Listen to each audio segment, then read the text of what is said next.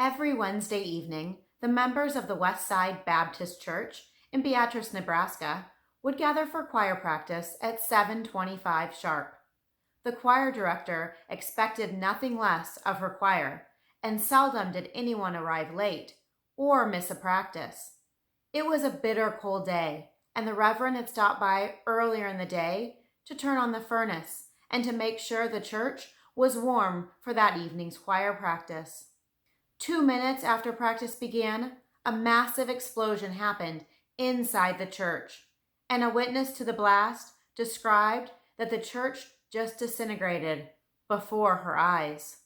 Hi, I'm Mindy. Welcome to the Missing Link channel. Each urban legend and unsolved mystery is just one missing link away from being solved. Hit the subscribe button so you don't miss a video and help us find that missing link. It has been a while since I've been able to record. Typical 2020. I have quite a few true crime videos I am working on for January, but I thought this video was perfect for the holidays. The explosion took place on March 1st, 1950, in the small town of Beatrice, Nebraska. Beatrice is located in the southeast corner of Nebraska, approximately 40 miles south of Lincoln, which is the capital of Nebraska.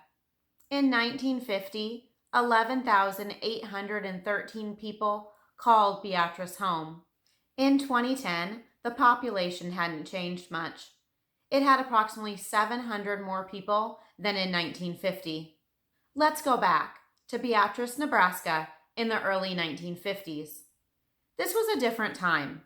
Mostly everyone attended church, and being part of the church choir was an honor. The choir director took her job very seriously, and her choir spent many hours practicing to ensure that they sounded magnificent and were ready for the Sunday service. Picture it, a group standing inside the church by the piano, dressed in 1950s attire, women wearing long dresses and men wearing their Sunday best. The church choir begins singing along with the piano. Different voices in unison, young, old, male, female, singing gorgeous hymns. Wednesday, March 1st, 1950, was a very cold, bitter day, definitely typical for March in Nebraska. The reverend of the church was named Walter Klempel. He had been a minister for 4 years.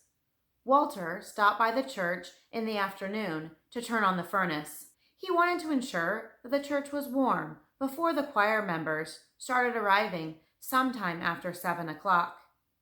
He lit a match and started the furnace. Walter headed home to have dinner with his family. Later that evening, he would come back to the church with his wife and young daughter for choir practice. It became evening, and darkness fell upon the small Nebraska town. Walter had made it back home. Walter and his wife Eunice had been married for 3 years. They had an 18-month-old daughter named Marilyn Ruth. The family sat down for dinner. They seemed to be running late. The little girl ended up spilling a good portion of her dinner all over her dress. Eunice knew that they couldn't take Marilyn to the church, looking so filthy. So Eunice found a new dress for Marilyn and began ironing it. Walter knew they were going to be late for choir practice. It always started at 7:25 sharp.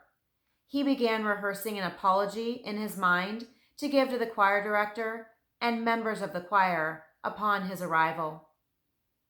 At that exact time, another member of the choir, named Joyce Black, was running late as well. She lived directly across the street from the church. She was a choir stenographer, and Joyce described that she felt uncharacteristically sleepy and lazy that evening. She waited until the very last minute to get going. She was not looking forward to venturing outside in the chilly night air and walking across the street to the church. She later described, "I was just plain lazy. so I kept putting off going out the door.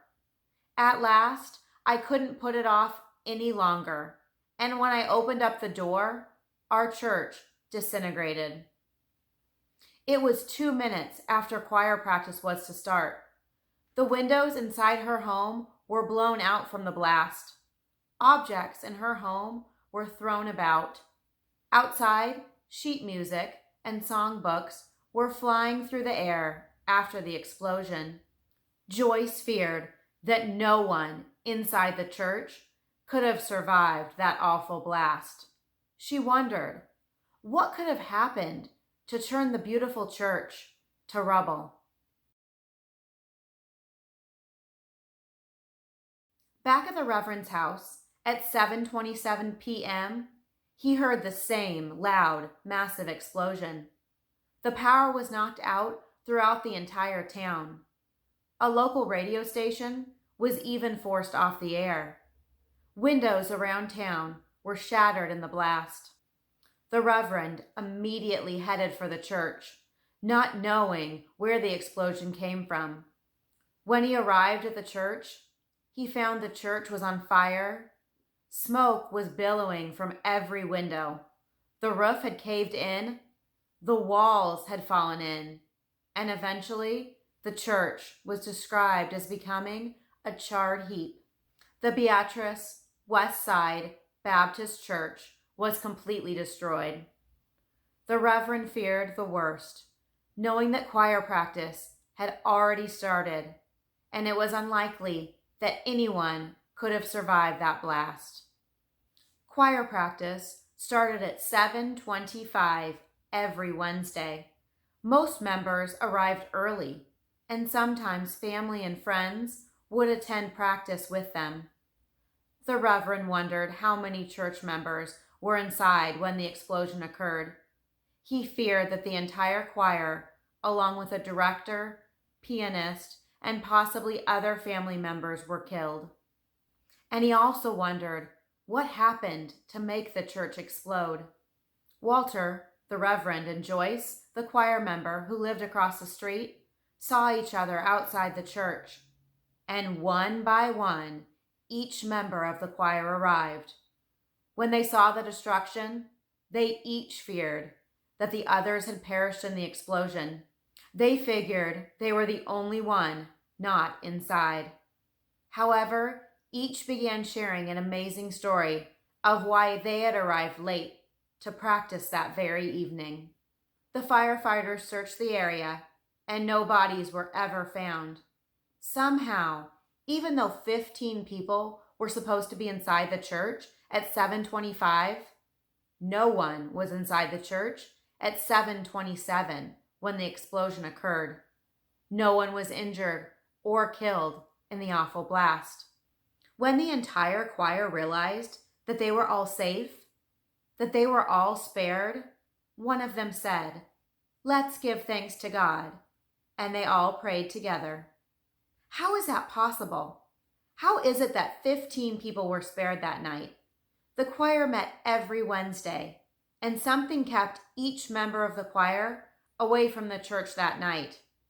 How is it that all of them did not make it to practice on time? What made this night so different than any of the other Wednesdays prior?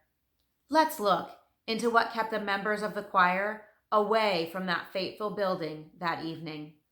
We already talked about the 3 members of the Klempel family.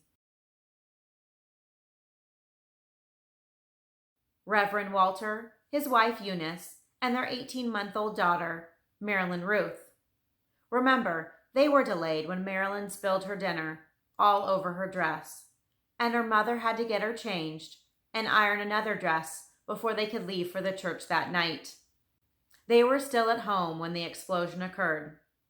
It was a good thing it was 1950 and people still ironed dresses back then, because if it had been today, they probably would have just changed and headed out, and they may have been in the church during the explosion. We already discussed the situation surrounding Joyce, who lived across the street from the church, and why she was late that evening. She just felt lazy. and wasn't looking forward to venturing into the cold night air to walk across the street to the church. She opened her front door and witnessed the destruction of the church before her very eyes. I can't imagine the terror and fear she must have felt for her friends, who she thought were inside the church. Effie Paul, who was the choir director, and her teenage daughter Marilyn was a pianist for the choir. Effie had been the choir director for many years. Marilyn was a high school student.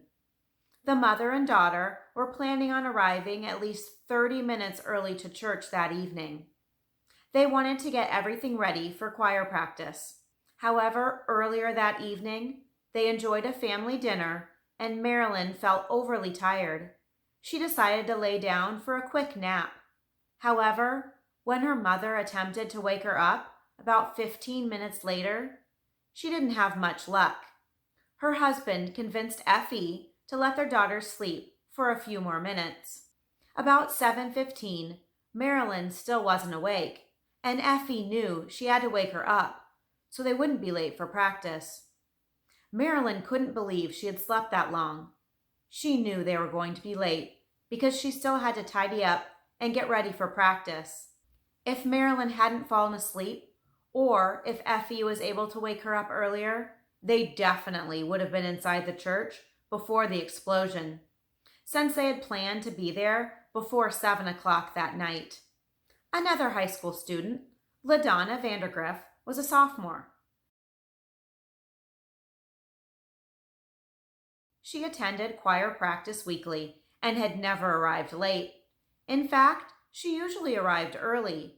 However, that night, she began working on homework before practice. LaDonna was having trouble with a particular geometry problem. She wanted to finish her homework before she left for choir, and she lost track of time. Two of LaDonna's friends, sisters, Rowena and Sadie Estes,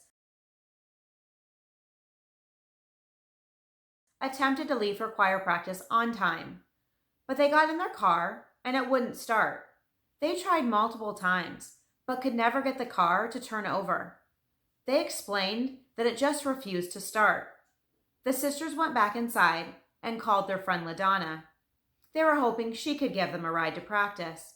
However, remember LaDonna was working on her geometry homework and had lost track of time.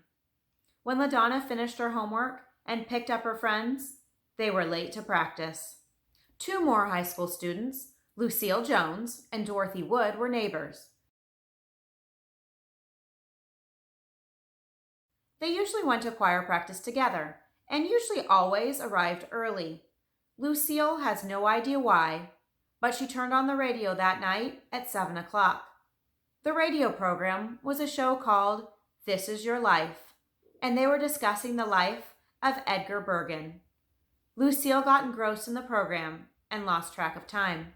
She wanted to hear the end of the radio program, which lasted until 7:30. This made herself and Dorothy late. A woman named Leonard Schuster usually brought her young daughter Susan to choir practice with her. And like so many others, they usually arrived early. Leonard's mother called and asked her daughter to help her out. I heard two accounts. She was either leaving for a missionary trip and needed help packing, or she was preparing for a meeting at her house the next day and needed help tidying up. Either way, Leonard went to help her mother, and her and Susan were late for practice. Herbert Kiff was at home before practice and felt a sudden urge to write a letter regarding church business to the church's regional office. His mother kept reminding Herbert about practice and was trying to hurry him along. However, Herbert felt it was very important to get the letter written and mailed that very evening. He was planning on finishing the letter and dropping it in the mail on his way to practice. He later stated, "I can't think why." He couldn't figure out what took him so long to write the letter, but that letter prevented him from arriving to the church on time. Harvey All was a member of the choir as well. His wife was away that night, and he was looking after his 2 young sons. He decided to take them with him to choir practice. The boys and their father were talking at home that evening, and they lost track of time. While talking, having no idea what time it was, Harvey looked down at his watch and noticed that they were already late. 15 people who were supposed to be inside that church at 7:25, but not one of them arrived on time. Not one of them was inside the church when the explosion tore apart the building. Any other prior Wednesday, all of the church members would have likely been in the church, and they all would have died. Some of the members had missed practice before, but very seldom was anyone late. Marilyn, the pianist, and the daughter of the choir director talked about how her mother expected everyone to be on time and ready to sing by 7:25. If you wanted to be in her choir, this was expected. Marilyn said she never really remembered anyone ever being late. In one of the articles that I read, someone estimated that the odds that they would all be late on the same night would be 1 in a million. Since none of them were usually late, I would think the odds would be even greater. The fact that all 15 were late and no one was inside the church is unexplainable. The explosion happened just after practice was supposed to start. This was 1950, and people likely arrived early to events like these. After the explosion, the church was later rebuilt. Looking at the church today, you would never guess of the devastation from that cold evening in 1950. But the memory of that night has never been forgotten by the survivors, their families, or the town. I can just picture a church smoking and burning in the background as a group arrived that night, one by one, stunned that they were all alive and safe, explaining why they were late. It would have been amazing to hear all their stories that night. Car trouble, a nap, homework, a radio show, writing a letter, a dad and his sons talking, being lazy and moving slowly, ironing a new dress. All those things ended up saving each of their lives. The reverend is very lucky that the explosion didn't occur when he lit the match and started the furnace earlier that day. The fire department determined that natural gas had leaked into the church from an outside underground broken pipe. When the gas reached the furnace, it was ignited by the fire inside the furnace and the explosion occurred. Many of the survivors were interviewed over the years. In fact, in 1989, the story aired on Unsolved Mysteries. Marilyn, the daughter of the choir director, said, "The members were always prompt and ready to sing at 7:25.